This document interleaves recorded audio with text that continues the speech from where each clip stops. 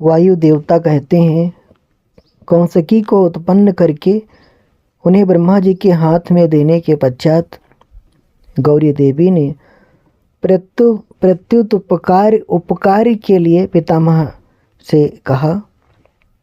देवी बोली, क्या आपने मेरे आश्रम में रहने वाले इस व्याघ्र को देखा है? इसने दुष्ट जंतुओं से मेरे तपोवन की रक्षा की है। ये मुझ में अपना मन लगाकर अनन्य भाव से मेरा भजन करता रहा है। अतः इसकी रक्षा के सिवा दूसरा कोई मेरा प्रिय कार्य नहीं है। यह मेरे अंतःपुर में विचरने वाला होगा। भगवान शंकर इसे प्रसन्नतापूर्वक गणेश्वर का पद प्रदान करेंगे।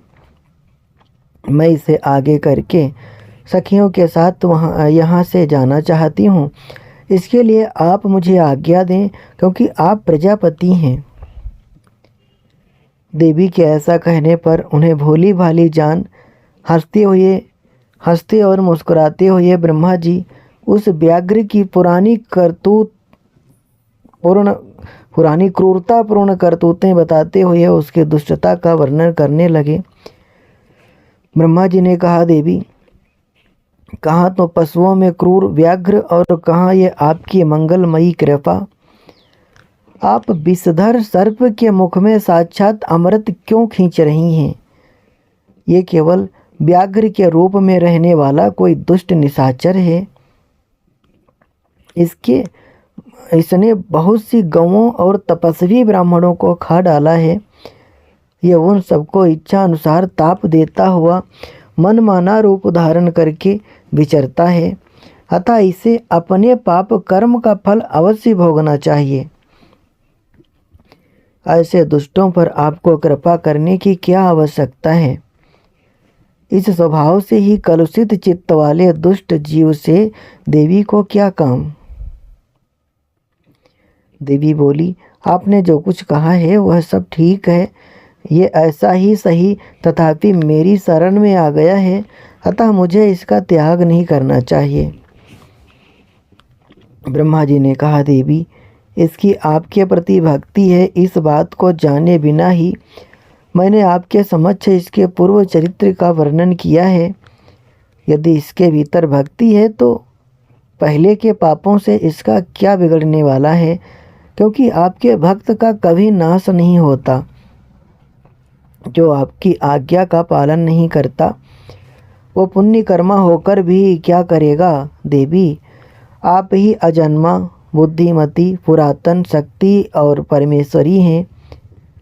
सबके बंध और मोक्ष की व्यवस्था आपके ही अधीन है। आपके सिवा पराशक्ति कौन है? आपके बिना किसी को कर्म जनित सिद्धि प्राप्त हो सकती है। आपके बिना किसी को कर्म जनित सिद्धि प्राप्त हो सकती है। आप ही असंख्य रुद्रों की विविध शक्ति हैं। शक्ति रहित कर्ता काम करने में कौन सी सफलता प्राप्त करेगा? भगवान विष्णु को, मुझको तथा अन्य देवता, दानव और राक्षसों को उन ऐश्वर्यों की प्राप्ति कराने के लिए आपकी आज्ञा ही कारण है। असंख्य ब्रह्मा, विष्णु तथा रुद्र जो आपकी आज्ञा का पालन करने वाले हैं, बीत चुके हैं और भविष्य में भी होंगे।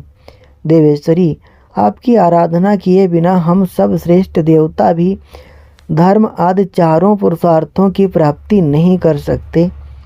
आपके संकल्प से ब्रह्मत्व और स्थावरत्व का तत्काल व्यत्यास यानी फेरबदल भी हो जाता है। अर्थात ब्रह्मा स्थावर यानी वृक्ष आदि हो जाता है और स्थावर ब्रह्मा हो जाता है, क्योंकि पुण्य और आपके फलों की व्यवस्था आपने ही की है। आप ही जगत की स्वामी परमात्मा शिव की अनादि, अमध्य और अनंत आदि सनातन शक्ति हैं। आप संपूर्ण लोक यात्रा का निर्वाह करने के लिए किसी अद्भुत मूर्ति में आविष्ट हो नाना प्रकार के भावों से क्रीड़ा करती हैं। भला आपको ठीक ठीक कौन जानता है? अतः यह पापाचारी व्याघ्र भी आज आपकी कृपा से परम सिद्धि प्राप्त करे, इसमें कौन बाधक हो सकता है।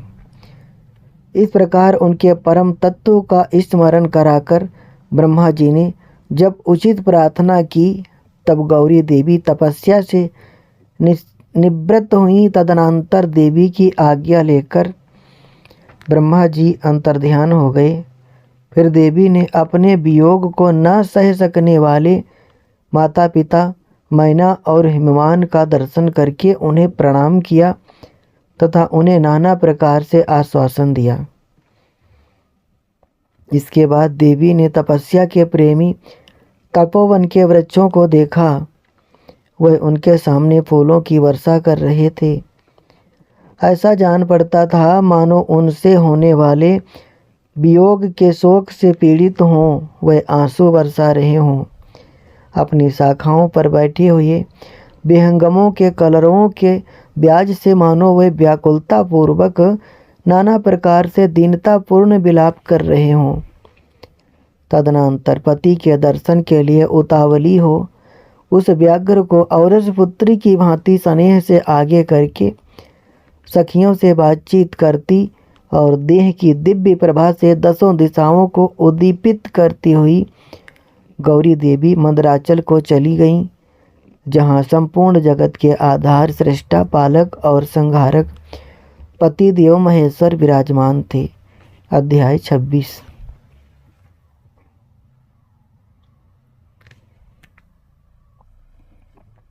ऋषियों ने पूछा, अपने शरीर को दिव्य गौर वर्ण से युक्त बनाकर गिरिराज कुमारी देवी पार्वती ने जब मदराचल प्रदेश में प्रवेश किया, तब वे अपने पति से किस प्रकार मिली। प्रवेश काल में उनके भवन द्वार पर रहने वाले गणेश्वरों ने क्या किया तथा महादेव जी ने भी उन्हें देखकर उस समय उनके साथ कैसा बर्ताव किया। वायु देवता ने कहा कि जिस प्रेम गर्भित रस के द्वारा अनुरागी पुरुषों के मन का हरण हो जाता है, उस परम रस का ठीक ठीक वर्णन करना असंभव है। द्वारपाल बड़ी उतावली से राह देखते थे। उनके साथ ही महादेव जी भी देवी के आगमन के लिए उत्सुक थे। जब वह भवन में प्रवेश करने लगीं, तब संकित हो उन प्रेम जनित भावों से वह उनकी ओर देखने लगी। देवी भी वह उनकी ओर जब वह भवन में प्रवेश करने लगीं, तब संकित हो उन प्रेम जनित भावों से वह उनकी ओर देखने लगे। देवी भी उनकी ओर उन्हीं भावों से देख रही थीं। उस समय उस भवन में रहने वाले श्रेष्ठ पार्षदों ने देवी की वंदना की। फिर देवी ने विनय युक्त वाणी द्वारा भगवान त्रिलोचन को प्रणाम किया। वह प्रणाम करके अभी उठने भी नहीं पाई थीं कि परमेश्वर ने उन्हें दोनों हाथों से पकड़कर बड़े आनंद के साथ हृदय से लगा लिया। फिर मुस्कुराते हुए वे एक टक नेत्रों से उनके मुख चंद्र की सुधा का पान सा करने लगे। फिर उनसे बातचीत करने के लिए उन्होंने पहले अपनी ओर से वार्ता आरंभ की। देवाधिदेव महादेव जी बोले, सर्वांग सुंदरी प्रिय, क्या तुम्हारी वह मनोदशा दूर हो गई जिसके रहते तुम्हारे क्रोध के कारण मुझे अनुनय विनय का कोई भी उपाय नहीं सूझता था। यदि साधारण लोगों की भांति हम दोनों में भी एक दूसरे के अप्रिय का कारण विद्यमान है, तब तो इस चराचर जगत का नाश हुआ ही समझना चाहिए। मैं अग्नि के मस्तक पर स्थित हूँ और तुम सोम के। हम दोनों से ही यह अग्नि सोमात्मक जगत प्रतिष्ठित है। जगत के हित के लिए स्वेच्छा से शरीर धारण करके विचरने वाले हम दोनों के वियोग में यह जगत आधार हो जाएगा। इसमें शास्त्र और युक्ति से निश्चित किया हुआ दूसरा हेतु भी है। यह स्थावर जंगम रूप जगत वाणी और अर्थमय ही है। तुम साक्षात वाणी में अमृत हो और मैं अर्थ में परम उत्तम अमृत हूँ। ये दोनों अमृत एक दूसरे से विलग कैसे हो सकते हैं? तुम मेरे स्वरूप का बोध कराने वाली विद्या हो और मैं तुम्हारे दिए हुए विश्वास पूर्ण बोध से जानने योग्य परमात्मा हूँ। हम दोनों क्रमशः विद्यात्मा और वेद्यात्मा हैं, फिर हम में वियोग होना कैसे संभव है? मैं अपने प्रयत्न से जगत की सृष्टि और संहार नहीं करता। मैं अपने प्रयत्न से जगत की सृष्टि और संहार नहीं करता। एकमात्र आज्ञा से ही सबकी सृष्टि और संहार उपलब्ध होते हैं। वो अत्यंत गौरवपूर्ण आज्ञा तुम ही हो। ऐश्वर्य का एकमात्र सार आज्ञा शासन, ऐश्वर्य का एकमात्र आज्ञा शासन है।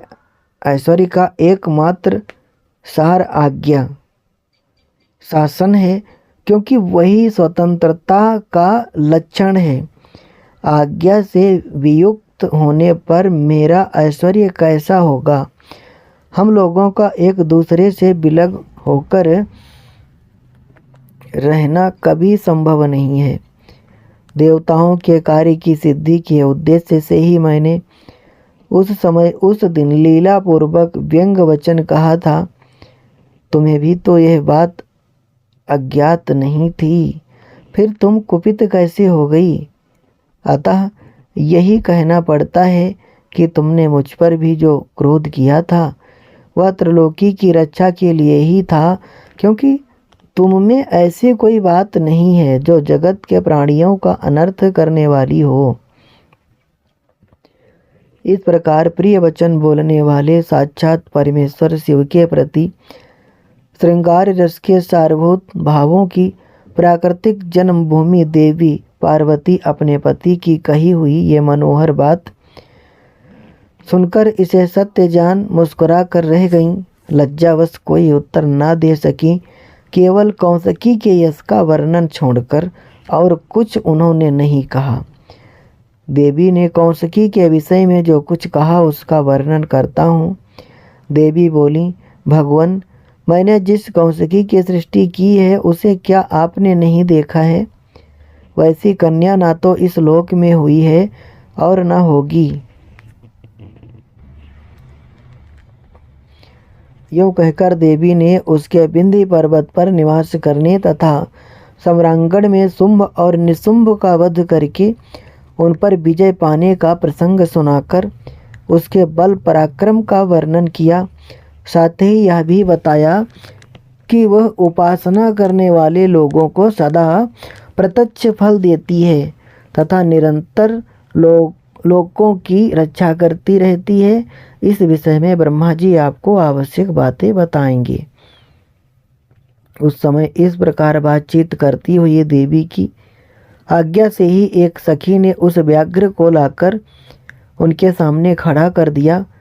उसे देखकर देवी कहने लगी, देव, यह व्याघ्र मैं आपके लिए भेंट लाई हूँ, आप इसे देखिए।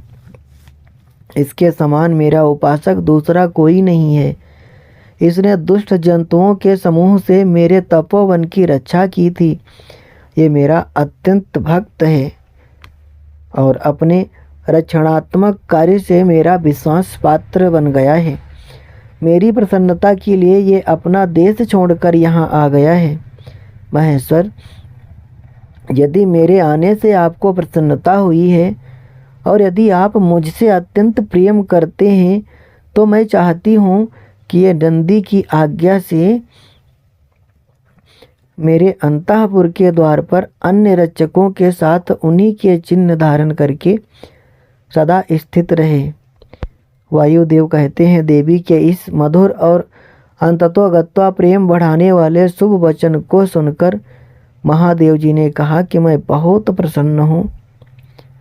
फिर तो वह व्याघ्र उसी क्षण लचकती हुई स्वर्ण जटिल वेत की छड़ी, रत्नों से जटिल विचित्र कवच, सर्प की सी आकृति वाली छुरी तथा रक्षकोचित वेश धारण करके गणा अध्यक्ष के पद पर प्रतिष्ठित दिखाई दिया। उसने उमा सहित महादेव और नंदी को आनंदित किया था, इसलिए सोम नंदी नाम से विख्यात हुआ। इस प्रकार देवी का प्रिय कार्य करके चंद्रार्थ भूषण महादेव जी ने उन्हें रत्न विभूषित दिव्य आभूषणों से विभूषित किया। चंद्रभूषण भगवान शिव ने सर्वमनोहारिणी गिरिराज कुमारी गौरी देवी को पलंग पर बिठाकर उस समय सुंदर अलंकारों से स्वयं ही उनका श्रृंगार किया। अध्याय 27। ऋषियों ने पूछा कि प्रभु, पार्वती देवी का समाधान करते हुए महादेव जी ने ये बात क्यों कही कि संपूर्ण विश्व अग्नि सोतात्मक एवं वागार्धात्मक है। संपूर्ण विश्व अग्नि सोमात्मक एवं वागार्धात्मक है। ऐश्वर्य का सार एकमात्र आज्ञा ही है और वह आज्ञा तुम हो। अतः इस विषय में हम क्रमशः यथार्थ बातें सुनना चाहते हैं। वायुदेव बोले कि ऋषियों, रुद्रदेव का जो घोर तेजोमय शरीर है उसे अग्नि कहते हैं और अमृतमय सोम शक्ति का स्वरूप है, क्योंकि शक्ति का शरीर का शांति कारक है। जो अमृत है वह प्रतिष्ठा नामक कला है और जो तेज है वह साक्षात विद्या नामक कला है। संपूर्ण सूक्ष्म भूतों में वही दोनों रस और तेज हैं।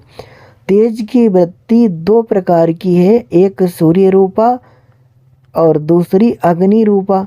इसी तरह रस वृत्ति भी दो प्रकार की है, एक सोम रूपिणी और दूसरी जल रूपिणी। तेज विद्युत आदि के रूप में उपलब्ध होता है तथा रस मधुर आदि के रूप में। तेज और रस के भेदों ने ही इस चराचर जगत को धारण कर रखा है। अग्नि से अमृत की उत्पत्ति होती है और अमृत स्वरूप घी से अग्नि की वृद्धि होती है।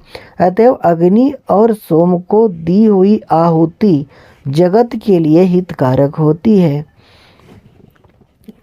सस्य संपत्ति हविष्य का उत्पादन करती है, वर्षा सस्य को बढ़ाती है।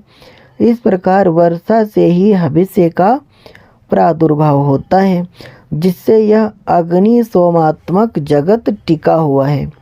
अग्नि वहाँ तक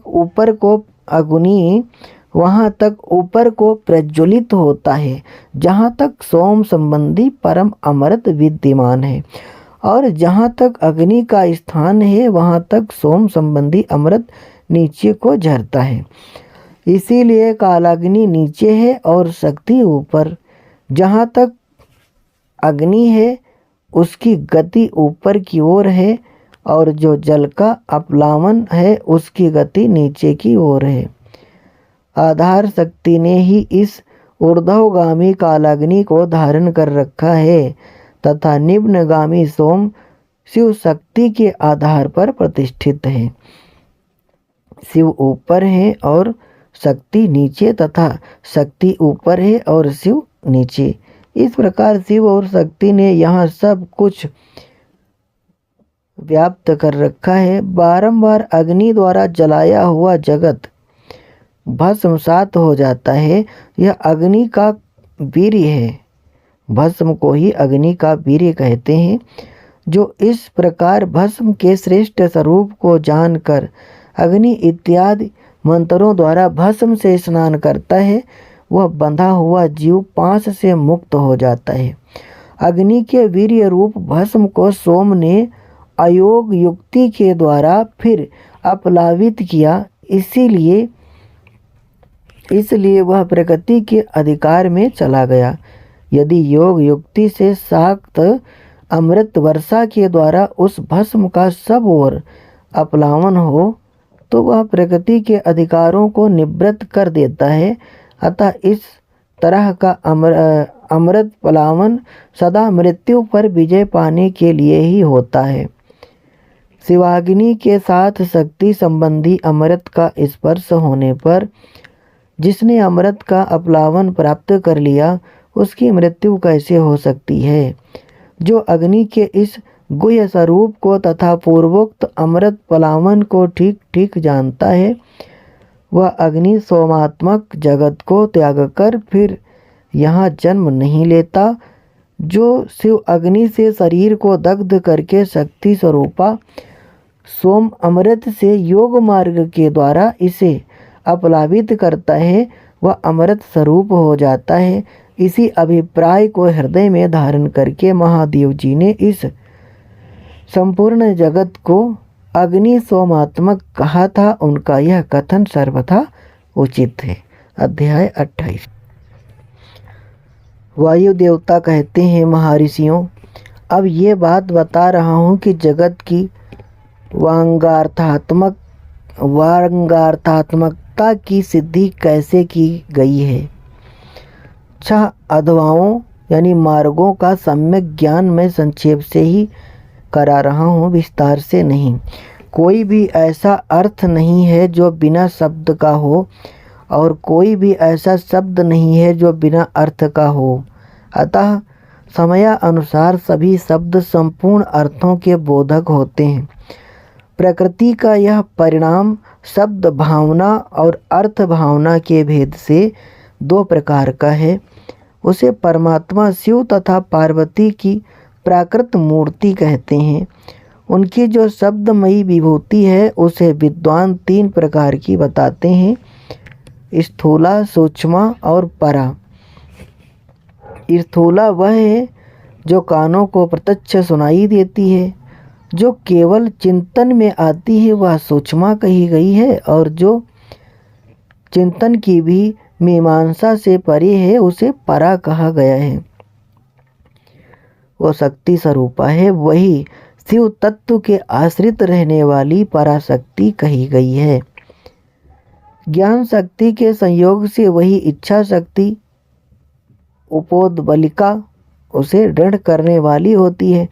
वह संपूर्ण शक्तियों की समष्टि रूपा है, वही शक्तित्व के नाम से विख्यात हो समस्त कार्य समूह की मूल प्रगति मानी गई है।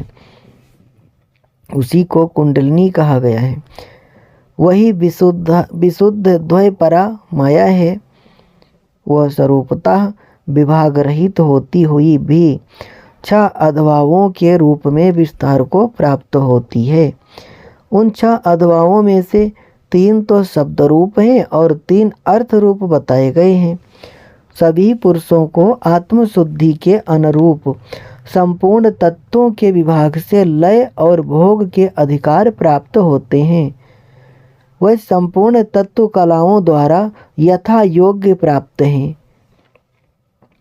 परा प्रकृति के जो आदि में 5 प्रकार के परिणाम होते हैं वही निवृत्ति आदि कलाएं हैं। मंत्र ध्वा, पदाध्वा और वर्णाध्वा ये 3 अध्वा शब्द से संबंध रखते हैं तथा भुवन अध्वा, तत्व अध्वा और कला अध्वा ये 3 अर्थ से संबंध रखने वाले हैं। इन सब में भी परस्पर व्यापक भाव बताया जाता है। संपूर्ण मंत्र पदों से व्याप्त हैं क्योंकि वे वाक्य रूप हैं। संपूर्ण पद भी वर्णों से व्याप्त हैं क्योंकि विद्वान पुरुष वर्णों के समूह को ही पद कहते हैं। वह वर्ण भी भुवनों से व्याप्त हैं क्योंकि उन्हीं में उनकी उपलब्धि होती है। भुवन भी तत्वों के समूह द्वारा बाहर भीतर से व्याप्त हैं क्योंकि उनकी उत्पत्ति ही तत्वों से हुई है। उन कारणभूत तत्वों से ही उनका आरंभ हुआ है। अनेक भुवन उनके अंदर से ही प्रकट हुए हैं। उनमें से कुछ तो पुराणों में प्रसिद्ध हैं। अन्य भुवनों का ज्ञान शिव संबंधी आगम से प्राप्त करना चाहिए। कुछ तत्व सांख्य और योग शास्त्रों में भी प्रसिद्ध हैं। शिव शास्त्रों में प्रसिद्ध तथा दूसरे भी जो तत्व हैं वे सबके सब कलाओं द्वारा यथा योग्य व्याप्त हैं। परा प्रकृति के जो आदि काल में 5 परिणाम हुए वही निवृत्ति आदि कलाएं हैं। वह 5 कलाएं उत्तर तत्वों से व्याप्त हैं। अतः पराशक्ति सर्वत्र व्यापक है। वह विभाग रहित होकर भी 6 अधवाओं के रूप में विभक्त है। शक्ति से लेकर पृथ्वी तत्व पर्यंत संपूर्ण तत्वों का प्रादुर्भाव से शिव तत्व से हुआ है। अतः जैसे घड़े आदि मिट्टी से व्याप्त हैं, उसी प्रकार वह सारे तत्व एकमात्र शिव से ही व्याप्त हैं, जो 6 अधवाओं से प्राप्त होने वाला है। वही शिव का परम धाम है। 5 तत्वों के शोधन से व्यापिका और अव्यापिका शक्ति जानी जाती है। निवृत्ति कला के द्वारा रुद्रलोक पर्यंत ब्रह्मांड की स्थिति का शोधन होता है। प्रतिष्ठा कला द्वारा उससे भी ऊपर जहाँ तक अव्यक्त की सीमा है वहाँ तक की शोध की जाती है। मध्यवर्तिनी विद्या कला द्वारा उससे भी ऊपर विद्येश्वर पर्यंत स्थान का शोधन होता है। शांति कला द्वारा उससे भी ऊपर के स्थान का तथा शांतिता कला के द्वारा सधवा के अंत तक का शोधन हो जाता है। उसी को परम व्योम कहा गया है। ये 5 तत्व बताए गए हैं जिनसे संपूर्ण जगत व्याप्त है। वहीं साधकों को यह सब कुछ देखना चाहिए। जो अधवा की व्याप्ति को न जानकर शोधन करना चाहता है वो शुद्धि से वंचित रह जाता है, उसके फल को नहीं पा सकता। उसका सारा परिश्रम व्यर्थ केवल नरक की ही प्राप्ति कराने वाला होता है। शक्तिपात का संयोग हुए बिना तत्वों का ठीक ठीक ज्ञान नहीं हो सकता। उनकी व्याप्ति और वृद्धि का ज्ञान भी असंभव है। शिव की जो चित स्वरूपा परमेश्वरी पराशक्ति है वही आज्ञा है। उस कारण रूपा आज्ञा के सहयोग से ही शिव संपूर्ण शिव के अधिष्ठाता होते हैं। विचार दृष्टि से देखा जाए तो आत्मा में कभी विकार नहीं होता। ये विकार की प्रतीति माया मात्र है, न तो बंधन है और न उस बंधन से छुटकारा दिलाने वाली कोई मुक्ति है। शिव की जो अव्यभिचारिणी पराशक्ति है वही संपूर्ण ऐश्वर्य की पराकाष्ठा है। वह उन्हीं के समान धर्म वाली है और विशेषता उनके उन विलक्षण भावों से युक्त है। उसी शक्ति के साथ शिव गृहस्थ बने हुए हैं और वह भी सदा उन शिव के ही साथ उनकी गृहिणी बनकर रहती है। जो प्रकृति जन्य जगत रूपकारी है वही उन शिव दंपत्ति की संतान है। शिव कर्ता है और शक्ति कारण, यही उन दोनों का भेद है। वास्तव में एकमात्र साक्षात शिव ही 2 रूपों में स्थित हैं।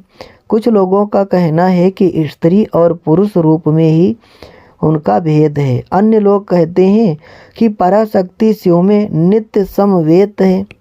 जैसे प्रभा सूर्य से भिन्न नहीं है, उसी प्रकार चित्त स्वरूपिणी पराशक्ति शिव से अभिन्न ही है। यही सिद्धांत है। अतः शिव परम कारण है। उनकी आज्ञा ही परमेश्वरी है। उसी से प्रेरित होकर शिव की अविनाशी मूल प्रकृति कार्य भेद से महामाया और माया और त्रिगुणात्मिक प्रकृति इन 3 रूपों में स्थित हो 6 अधवाओं को प्रकट करती है। वह 6 प्रकार का अधवा वांगार्थमय है। वही संपूर्ण जगत में के रूप में स्थित है। सभी शास्त्र समूह इसी भाव का विस्तार से प्रतिपादन करते हैं। अध्याय 29।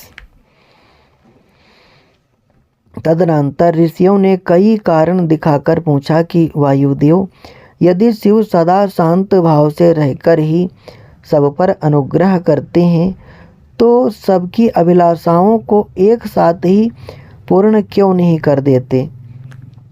जो सब कुछ करने में समर्थ होगा वो सबको एक साथ ही बंधन मुक्त क्यों नहीं कर सकेगा। यदि कहें अनादि काल से चले आने वाले सबके विचित्र कर्म अलग अलग हैं, अतः सबको एक समान फल नहीं मिल सकता, तो ये ठीक नहीं है, क्योंकि कर्मों की विचित्रता भी यहाँ नियामक नहीं हो सकती, कारण कि वह कर्म भी ईश्वर के कराने से ही होते हैं। इस विषय में बहुत कहने से क्या लाभ। उपर्युक्त रूप से विभिन्न युक्तियों द्वारा फैलाई गई नास्तिकता जिस प्रकार से शीघ्र ही निवृत्त हो जाए, वैसा उपदेश दीजिए। वायु देवता ने कहा, ब्राह्मणों, आप लोगों ने युक्तियों से प्रेरित होकर जो संशय उपस्थित किया है वह उचित ही है, क्योंकि किसी बात को जानने की इच्छा अथवा तत्व ज्ञान के लिए उठाया गया प्रश्न साधु बुद्धि वाले पुरुषों में नास्तिकता का उत्पादन नहीं कर सकता। मैं इस विषय में ऐसा प्रमाण प्रस्तुत करूंगा जो सत्पुरुषों के मोह को दूर करने वाला है।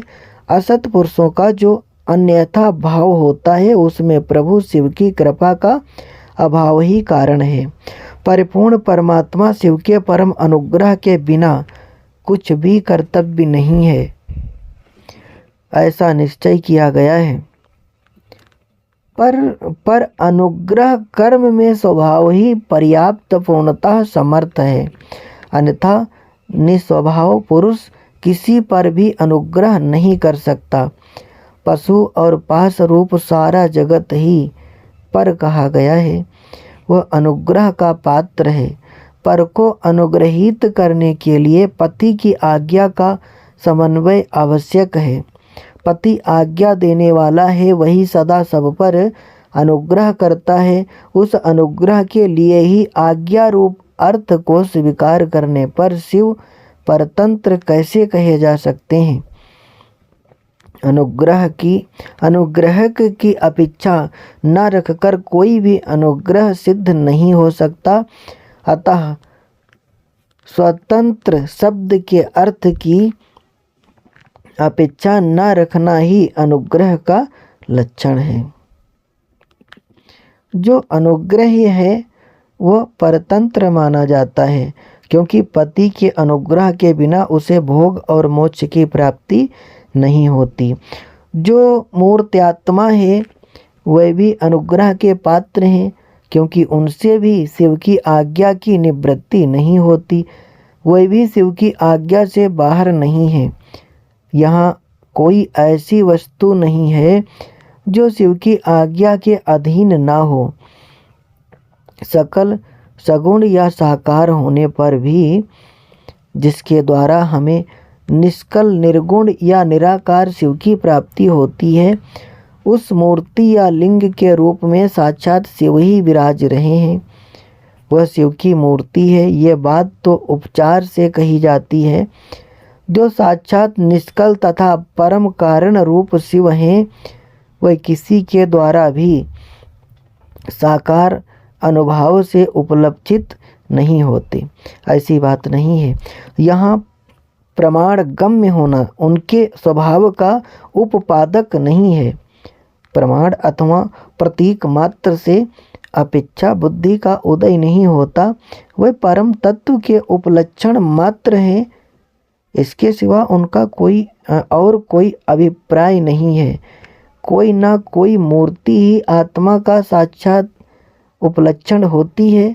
शिव की मूर्ति है, इसका कथन का अभिप्राय यह है कि उस मूर्ति के रूप में परम शिव विराजमान है। मूर्ति उनका उपलक्षण है। जैसे काष्ठ आदि आलंबन का आश्रय लिए बिना केवल अग्नि कहीं उपलब्ध नहीं होती, उसी प्रकार शिव भी मूर्त्यात्मा में आरूढ़ हुए बिना उपलब्ध नहीं होते। यही वस्तु स्थिति है। जैसे किसी से यह कहने पर कि तुम आग ले आओ, उसके द्वारा जलती हुई लकड़ी आदि के सिवा साक्षात अग्नि नहीं लाई जाती, उसी प्रकार शिव का पूजन भी मूर्ति रूप में ही हो सकता है, अन्यथा नहीं। इसीलिए पूजा आदि में मूर्त्यात्मा की परिकल्पना होती है, क्योंकि मूर्त्यात्मा के प्रति जो कुछ किया जाता है वह साक्षात शिव के प्रति किया गया ही माना गया है। लिंग आदि में विशेषतः अर्चा विग्रह में जो पूजन कृत्य होता है वह भगवान शिव का ही पूजन है। उन मूर्तियों के रूप में शिव की भावना करके हम लोग शिव की ही उपासना करते हैं। जैसे परमेष्टि शिव मूर्त्यात्मा पर अनुग्रह करते हैं, उसी प्रकार मूर्त्यात्मा में स्थित शिव हम पशुओं पर अनुग्रह करते हैं। परमेष्टि शिव ने लोकों पर अनुग्रह करने के लिए ही सदाशिव आदि संपूर्ण मूर्त्यात्माओं को प्रतिष्ठित अपनी आज्ञा में रखकर अनुग्रहित किया है। भगवान शिव सब पर अनुग्रह ही करते हैं, किसी का निग्रह नहीं करते, क्योंकि निग्रह करने वाले लोगों में जो दोष होते हैं वह शिव में असंभव हैं। ब्रह्मा आदि के प्रति जो निग्रह देखे गए हैं वह भी श्री कंठ मूर्ति शिव के द्वारा लोक हित के लिए ही किए गए हैं। विद्वानों की दृष्टि में निग्रह भी स्वरूप से दूषित नहीं है। जब वह राग द्वेष से प्रेरित होकर किया जाता है तभी निंदनीय माना जाता है। इसीलिए दंडनीय अपराधियों को राजाओं की ओर से मिले हुए दंड की प्रशंसा की जाती है। यदि साधु की रक्षा करनी है तो असाधु का निवारण करना ही होगा। पहले शाम आदि 3 उपायों से असाधु के निवारण का प्रयत्न किया जाता है। यदि वह प्रयत्न सफल नहीं हुआ तो अंत में चौथे उपाय दंड का ही आश्रय लिया जाता है। ये दंड अंत अनुशासन लोक हित के लिए ही किया जाना चाहिए, यही उसके औचित्य को परिलक्षित कराता है। यदि अनुशासन इसके विपरीत हो तो उसे अहित कर कहते हैं। जो सदा हित में ही लगे रहने वाले हैं उन्हें ईश्वर का दृष्टांत अपने सामने रखना चाहिए। ईश्वर केवल दुष्टों को ही दंड देते हैं, इसीलिए निर्दोष कहे जाते हैं। अतः जो दुष्टों को ही दंड देता है वह उस निग्रह कर्म को लेकर सत्पुरुषों द्वारा लांछित कैसे किया जा सकता है। लोक में जहाँ कहीं भी निग्रह होता है वो यदि विदेश पूर्वक न हो तभी श्रेष्ठ माना जाता है। जो पिता पुत्र को दंड देकर उसे अधिक शिक्षित बनाता है वह उससे द्वेष नहीं करता है। शिव की आज्ञा का पालन ही हित है और जो हित है वही उनका अनुग्रह है। अतएव सबको हित में नियुक्त करने वाले शिव सब पर अनुग्रह करने वाले कहे गए हैं। जो उपकार शब्द का अर्थ है उसे भी अनुग्रह ही कहा गया है, क्योंकि उपकार भी हित रूप ही होता है। अतः सबका उपकार करने वाले शिव सर्व अनुग्राहक हैं। शिव के द्वारा जड़ चेतन सभी सदा हित में ही नियुक्त होते हैं, परंतु सबको जो एक साथ और एक समान हित की उपलब्धि नहीं होती। इसमें उनका स्वभाव ही प्रतिबंधक है। जैसे सूर्य अपनी किरणों द्वारा सभी कमलों को विकास के लिए प्रेरित करते हैं, परंतु वे अपने अपने स्वभाव के अनुसार एक साथ और एक समान विकसित नहीं होते। स्वभाव भी पदार्थों के भावी अर्थ का कारण होता है, किंतु वह नष्ट होते हुए अर्थ को कर्ताओं के लिए सिद्ध नहीं कर सकता। जैसे अग्नि का संयोग स्वर्ण को ही पिघलाता है, कोयले या अंगार को नहीं, उसी प्रकार भगवान शिव परिपक्व मल वाले पशुओं को ही बंधन मुक्त करते हैं, दूसरों को नहीं। जो वस्तु जैसी होनी चाहिए वैसी वह स्वयं नहीं बनती, वैसी बनने के लिए कर्ता की भावना का सहयोग होना आवश्यक है। कर्ता की भावना के बिना ऐसा होना संभव नहीं है। अतः कर्ता सदा स्वतंत्र होता है। सब पर अनुग्रह करने वाले शिव जिस तरह स्वभाव से ही निर्मल हैं, उसी तरह जीव संज्ञा धारण करने वाली आत्माएं स्वभावतः मलिन होती हैं। यदि ऐसी बात न होती तो वे जीव क्यों नियम पूर्वक संसार में भटकते और शिव क्यों संसार बंधन से परे रहते। विद्वान पुरुष कर्म और माया के बंधन को ही जीव का संसार कहते हैं। ये बंधन जीव को ही प्राप्त होता है, शिव को नहीं। इसमें कारण है जीव का स्वाभाविक मल। वह कारणभूत मल जीवों का अपना स्वभाव ही है, आगंतुक नहीं। यदि आगंतुक होता तो किसी को भी किसी भी कारण से बंधन प्राप्त हो जाता। जो यह हेतु है वह एक है, क्योंकि सब जीवों का स्वभाव एक सा है। यद्यपि सब में एक सा आत्मभाव है तो भी मल के परिपाक और अपरिपाक के कारण कुछ जीव बद्ध हैं और कुछ बंधन से मुक्त हैं। बद्ध जीवों में भी कुछ लोग लय और भोग के अधिकार के अनुसार उत्कृष्ट और निकृष्ट होकर ज्ञान और ऐश्वर्य आदि की विषमता को प्राप्त होते हैं। अर्थात कुछ लोग अधिक ज्ञान और ऐश्वर्य से युक्त होते हैं तथा कुछ लोग कम। कोई मूर्ति आत्मा होते हैं और कोई साक्षात शिव के समीप विचरने वाले होते हैं। मूर्ति आत्माओं में कोई तो शिव स्वरूप हो, चहो अधवाओं के ऊपर स्थित होते हैं, कोई अधवाओं के मध्य मार्ग में महेश्वर होकर रहते हैं और कोई निम्न भाव में रुद्र रूप से स्थित होते हैं।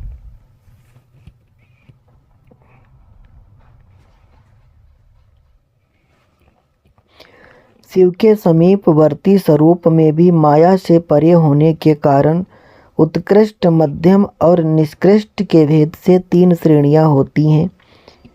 वहाँ निम्न स्थान में आत्मा की स्थिति है, मध्यम स्थान में अंतरात्मा की स्थिति है और जो सबसे उत्कृष्ट श्रेणी का स्थान है उसमें परमात्मा की स्थिति है। यही क्रमशः ब्रह्मा, विष्णु और महेश्वर कहलाते हैं। कोई वसु यानी जीव परमात्मा पद का आश्रय लेने वाले होते हैं, कोई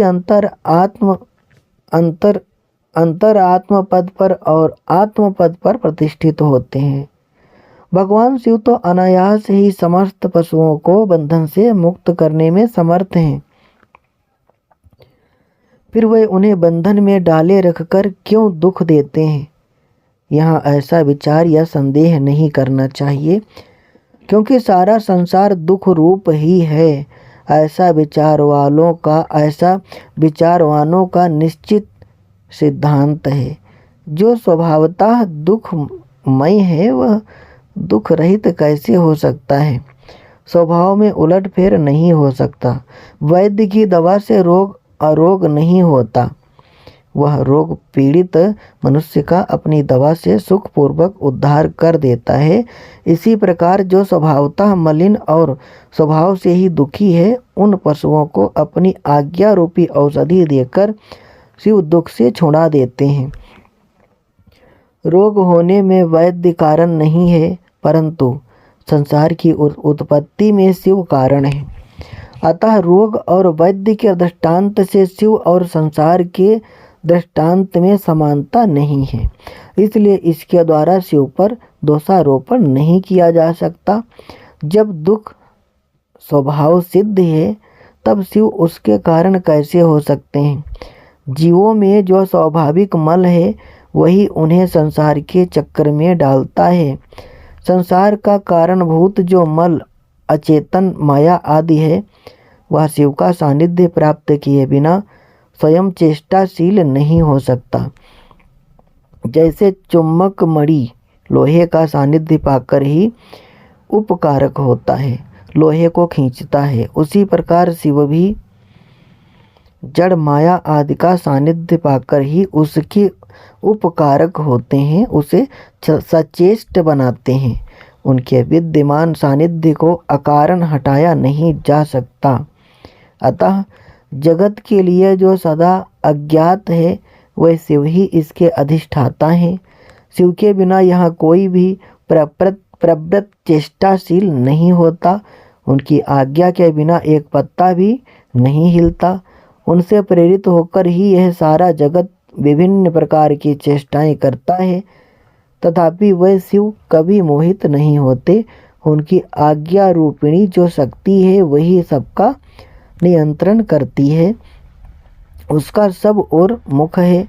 उसी ने सदा इस संपूर्ण दृश्य प्रपंच का विस्तार किया है, तथापि उसके दोष से शिव दूषित नहीं होते।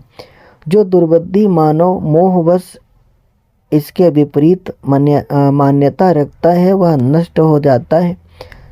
शिव की शक्ति के वैभव से ही संसार चलता है, तथापि इससे शिव दूषित नहीं होते। इसी समय आकाश से शरीर रहित वाणी सुनाई दी, सत्यम ओम अमृतम सौम्यम।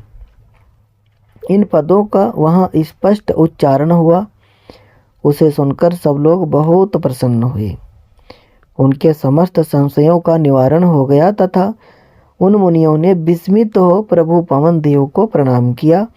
इस प्रकार उन मुनियों को संदेह रहित करके भी वायुदेव ने यह नहीं माना कि उन्हें पूर्ण ज्ञान हो गया।